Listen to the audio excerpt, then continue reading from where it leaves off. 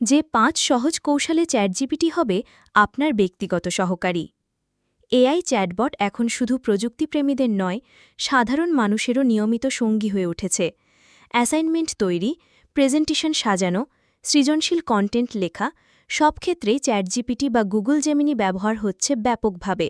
তবে সঠিক প্রম্পট ব্যবহার না করলে এর পূর্ণ সুবিধা পাওয়া কঠিন। এখানে রয়েছে এমন 5টি কৌশল যা চ্যাটজিপিটি ব্যবহারে আপনার অভিজ্ঞতাকে আরও উন্নত করবে। 1. টিএলডিআর, দীর্ঘ লেখার সংক্ষিপ্ত সারাংশ। যদি লম্বা লেখা পড়ার সময় না থাকে, তবে প্রম্পটের শুরুতে লিখুন টিএলডিআর ড্যাশ আপনার টেক্সট। কাজ, পুরো লেখা পড়ে সংক্ষিপ্ত স্পষ্ট সারাংশ তৈরি করে। উপকার, সময় সাশ্রয়, মূল তথ্য দ্রুত পাওয়া যায়। ব্যবহার, সংবাদ সারাংশ, meeting note, academic report. 2. Humanize, robotic টোনকে মানবিক করা।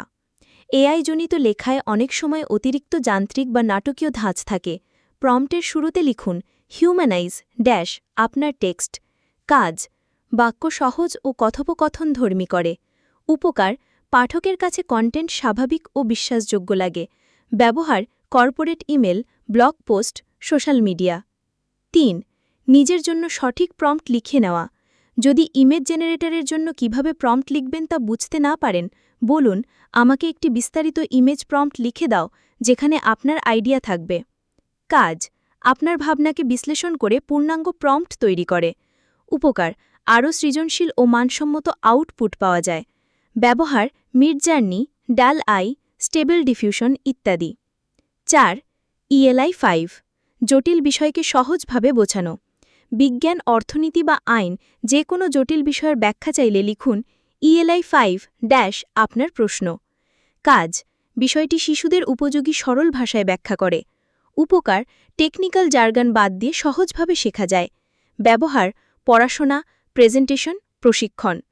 5. জার্গনাইজ, সাধারণ লেখাকে প্রফেশনাল করা। প্রফেশনাল টোন আনতে চাইলে লিখুন জার্গনাইজ ড্যাশ আপনার টেক্সট। কাজ, বাক্য গঠন, শব্দচয়ন ও স্বরকে আনুষ্ঠানিক করে। উপকার, রিপোর্ট, প্রেজেন্টেশন ও অফিসিয়াল ইমেলে পেশাদারি ভাব আসে।